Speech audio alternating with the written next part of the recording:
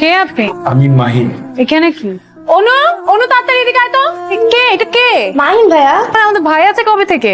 আব্বু, আম্মু, আব্বু, কে এটা? কে? আহা তুমি দেখাচ্ছো কেন? আস্তে কথা বল। এই ছেলেটা কে? আমাদের বাসার মধ্যে কি করতেছে? ও হচ্ছে আমার টিচারের ছেলে। তো এখানে কি করছে? ও আসছে কয়েকদিন থাকবে।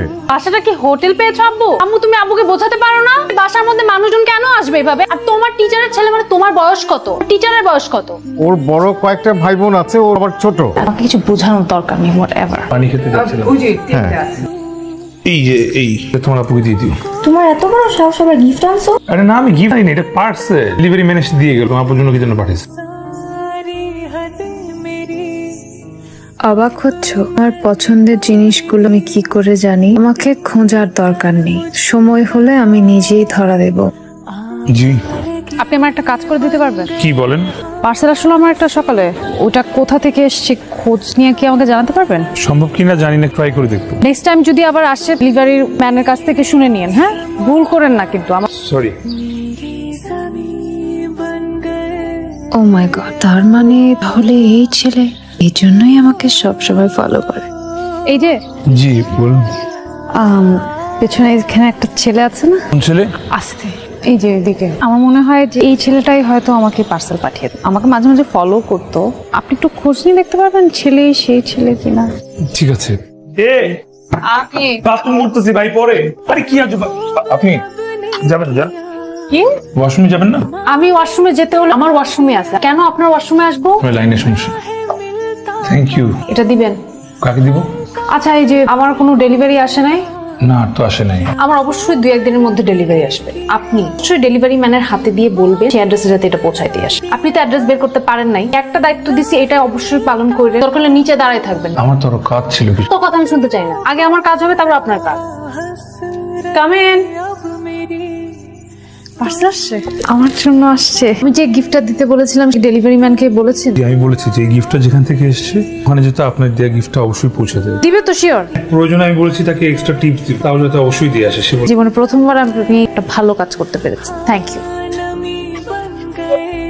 কপালের টিপ তোমার ভীষণ প্রিয়, তবুও পড়তে দেখিনি কখনো। প্রিয় মানুষকে রূপসী রূপে দেখার শখটা কি আর থেকে যাবে? আগামীকাল বিকাল 4টায় 100 নম্বর রোডের শেষ মাথায় তোমার অপেক্ষায় থাকবে। হাসান আর তোর বিয়ের ব্যাপারটা, আমরা হাসান যাওয়ার আগে তোর আর হাসানের বিয়েটা করে দিতে চাই। তুই কি বলিস? আমাদের যা ইচ্ছা তাই করো। দেখেছো, আমি বললাম না মেয়ে আমাদের মতের বাইরে যাবে না। তুমি তো চাপিয়ে দিলে ওর উপর। চাপাবো কেন? ওকে আমি জিজ্ঞেস করলাম, ও হ্যাঁ বললো। আচ্ছা ঠিক আছে, হাসানকে তো বলি ওর বাবা মাকে খবর দিতে। হাসান, হাসান তোর বাবা মাকে খবর দে আসুক। আর তোর বিয়ের ব্যাপারটা আমরা বসতে চাই, কাগজপত্র নিয়ে এলে আমরা অনুষ্ঠান করে বিয়ে। এই যে, আচ্ছা আপনি আসেন নাই কেন? আমি কোথায় আসবো?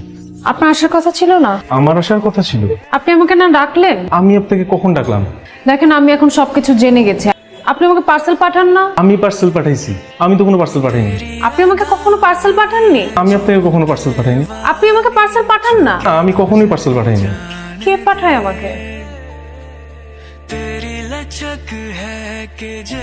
এই গিফট ওর কাছে কেন? তাহলে এগুলো ও দেয় নাই এতদিন? তাহলে তুমি?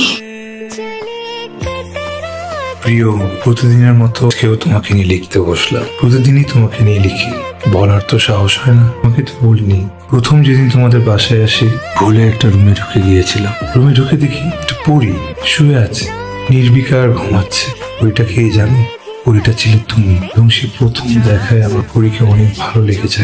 তারপর থেকে তোমার পছন্দের একটা জিনিস এক এক করে জেনেছিল তোমার ছোট বোন অনুর কাছ থেকে। এবং প্রতিদিন একটা করে পার্সেল এনে দিতে। যে আমার পার্সেলগুলো রিসিভ করে রেসপন্স করবে সেটা আমি কখনো কল্পনাও ভাবিনি।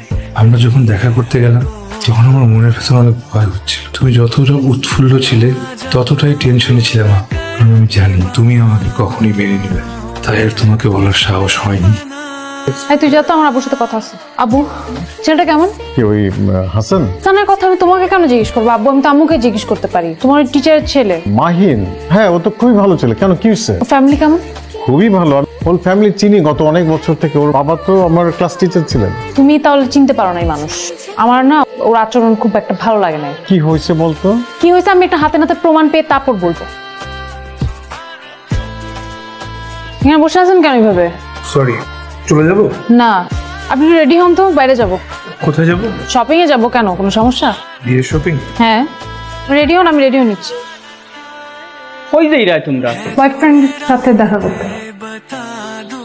শপিং বয়ফ্রেন্ড এসে কিতা মাত্রা? আমি তো কিচ্ছু বুঝলাম না। দেখো বয়ফ্রেন্ড শপিং টা কিতা মাত্র? তোমার আমার লোকে বাড়া যাওয়ার কথা ছিল, কিতা মাতলে তোই তো না। বিয়ে এখন হয় নাই। তুমি যা যাইতে পারো না, ওয়েট করো, আমি তোমার লোকে মাত্রাম। আচ্ছা আমরা আজকে কতক্ষণ অপেক্ষা করবো? যতক্ষণ সে ধরা না দেয়। আমার মনে হচ্ছে উনি আজকেও আসবে না। আপনার গার্লফ্রেন্ড আছে? না নাই নাই না আছে। আছে আছে।